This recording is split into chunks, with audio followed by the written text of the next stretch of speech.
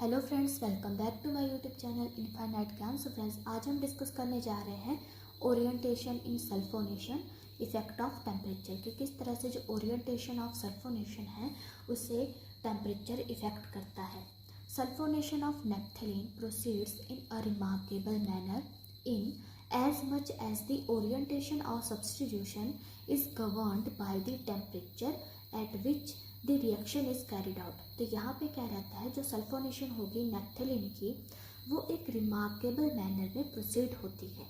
मतलब कि यहाँ पे जो ओरिएंटेशन ऑफ सब्स्टिट्यूशन है उसको गवर्न करता है टेम्परेचर, यानी कि वो चीज़ किस पे डिपेंड करेगी, टेम्परेचर पर डिपेंड करेगी कि जो हमारा सब्स्टिट्यूएंट है वो कौन सी पोजीशन पे लगेगा नेप्थलीन की, दैट इज़ अल्फ़ा या फिर बीटा पे।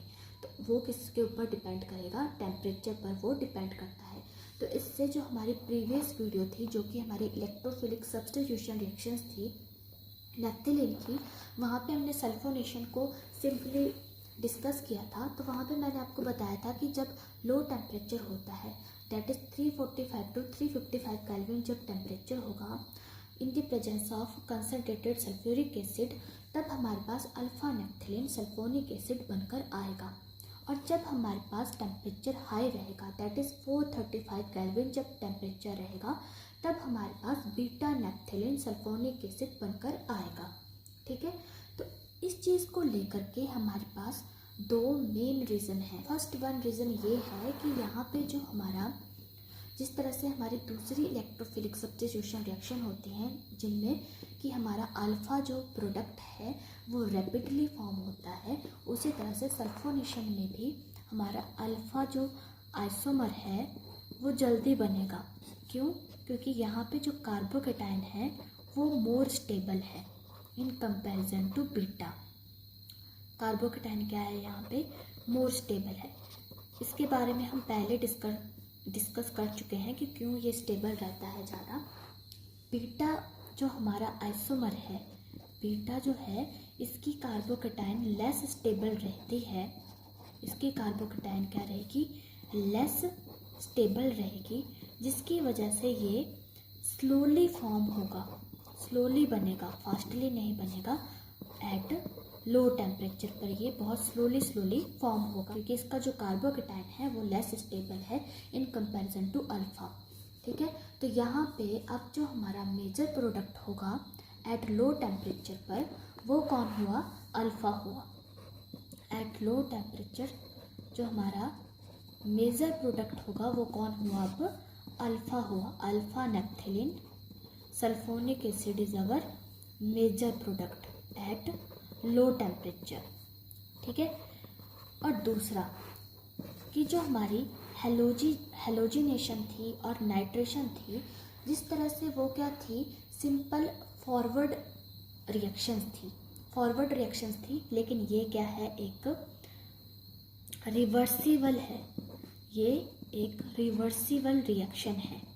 वो क्या थी, इरिवर्सिबल थी, और ये क्या है, एक रिवर्सिबल रिएक्शन है। तो मतलब कि यहाँ पे जो है रिएक्शन फॉरवर्ड भी जाएगी और बैकवर्ड भी आएगी।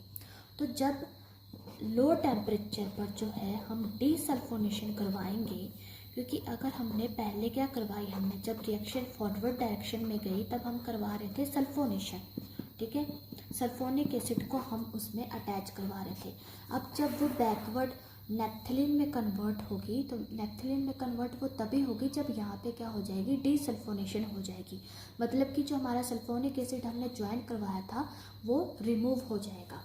तो जब लो टेम्परेचर पर डीसल्फोनेशन होगी तो हमारा जो अल्फ़ा नेप्थलीन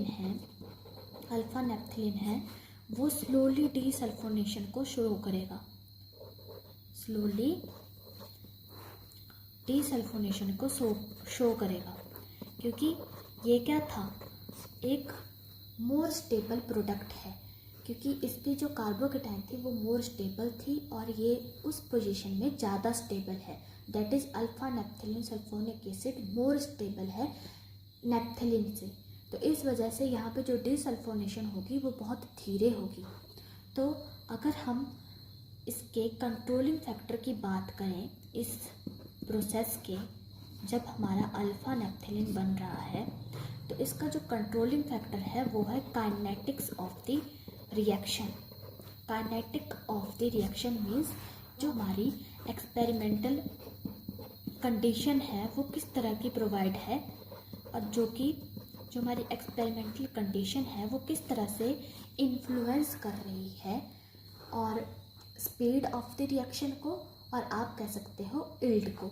तो क्योंकि यहाँ पे जो लो टेम्परेचर था और लो टेम्परेचर की वजह से, और दूसरा यहाँ पे जो हमारा कार्बोकेटाइन था वो मोर स्टेबल था, इस वजह से हमारे पास यील्ड क्या हुआ, अल्फा नैप्थेलिन सल्फोनिक एसिड हमारे पास यहाँ पे बना। तो इस वजह से इसकी जो डीसल्फोनेशन है वो बहुत स्लोली हो रही है, और जो हमारा बीटा हमारा नैप्थेलिन सल्फोनिक एसिड है वो तो अभी स्लोली बन ही रहा है, क्योंकि ये तो जल्दी बन गया तो इसकी डीसल्फोनेशन हो रही है, और वहाँ पे अभी वो बन ही रहा है, जो हमारा बीटा जो आइसोमर है वो भी बन ही रहा है।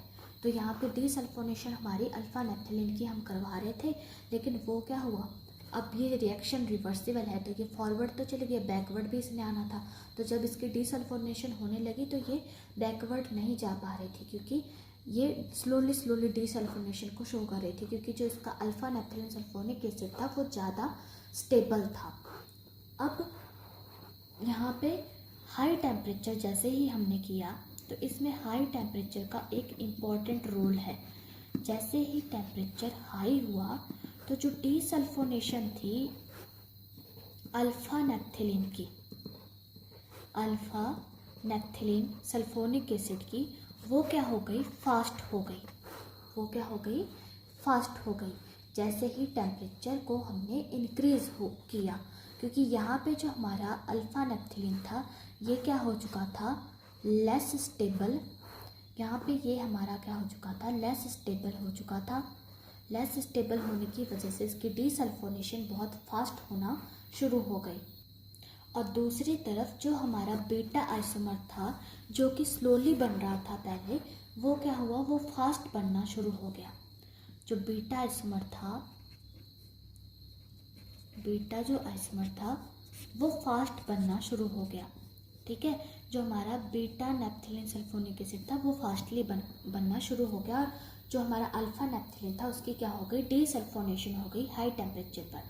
क्योंकि इस पॉइंट पे हमारी जो रिएक्शन थी, इस पॉइंट पे जो हमारी रिएक्शन थी वो इक्विलिब्रियम में आ चुकी थी, इक्विलिब्रियम में आ चुकी थी।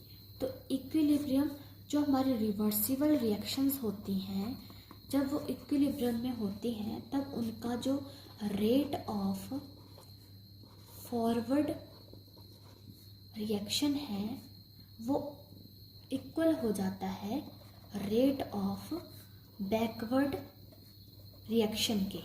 ठीक है, तो वहाँ पे तो डीसल्फोनेशन हो गई थी, क्योंकि हाई टेम्परेचर पर हमारा जो अल्फा नैप्थेलिन था वो लेस स्टेबल हो गया, तो इसकी क्या हो गई, डीसल्फोनेशन इसकी हो गई थी। तो क्योंकि हमने कहा कि इस पॉइंट पर हमारी जो रिएक्शन थी वो इक्विलिब्रियम पर थी, तो यहाँ पे जितना इसकी डीसल्फोनेशन हुई उतना ही वहाँ पे क्या हो गई, बीटा की सल्फोनेशन हो गई। तो बीटा जो नैप्थेलिन था, बीटा नैप्थेलिन सल्फोनिक एसिड उतना ही वहाँ पे फॉर्म हो गया।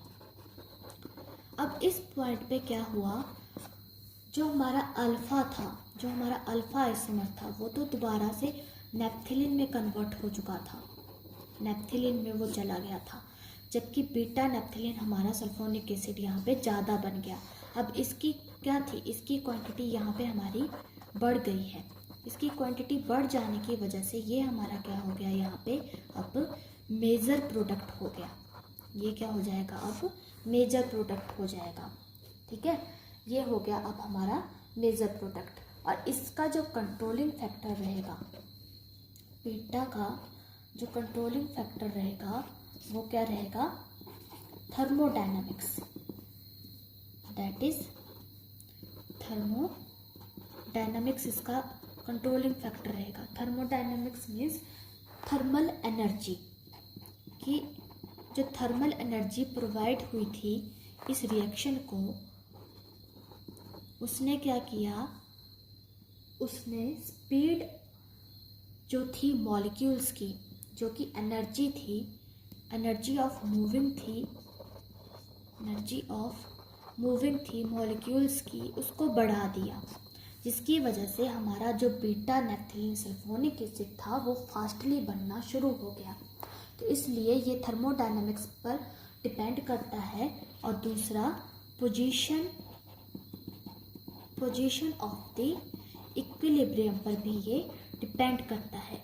मतलब कि एक ऐसा पॉइंट जहाँ पे अब जो हमारा रिएक्टेंट और प्रोडक्ट है उनमें कोई चेंज नहीं आ रहा है, क्योंकि हमने पहले ही डिस्कस कर लिया कि अब जो रिएक्शन थी वो इक्विलिब्रियम में आ चुकी थी। मतलब कि जो रेट ऑफ फॉरवर्ड रिएक्शन था वो इक्वल हो गया था रेट ऑफ बैकवर्ड रिएक्शन के। मतलब कि जितनी डीसल्फोनेशन हुई थी उतनी ही सल्फोनेशन भी हो गई। तो डीसल्फोनेशन हो गई अल्फा नैप्थेलिन की, क्योंकि वो क्या बना था, फास्टली बना था। और जो सल्फोनेशन थी वो किसकी हुई, बीटा की, क्योंकि वो स्लोली फॉर्म हुआ था जब लो टेम्परेचर था। तो हाई टेम्परेचर पे उसकी जो सल्फोनेशन थी वो फास्ट हो गई। तो इसलिए उसका कंट्रोलिंग फैक्टर क्या रहा, थर्मोडायनामिक रहा। जबकि जो हमारा अल्फा है उसका controlling factor kinetics of the reaction रहा। सो फ्रेंड्स, आई होप आपको अच्छे से समझ में आया हो orientation in sulphonation, effect of temperature. इसी तरह की और वीडियोज़ के लिए सब्सक्राइब कर दीजिए चैनल को। Till then guys, take care, good bye.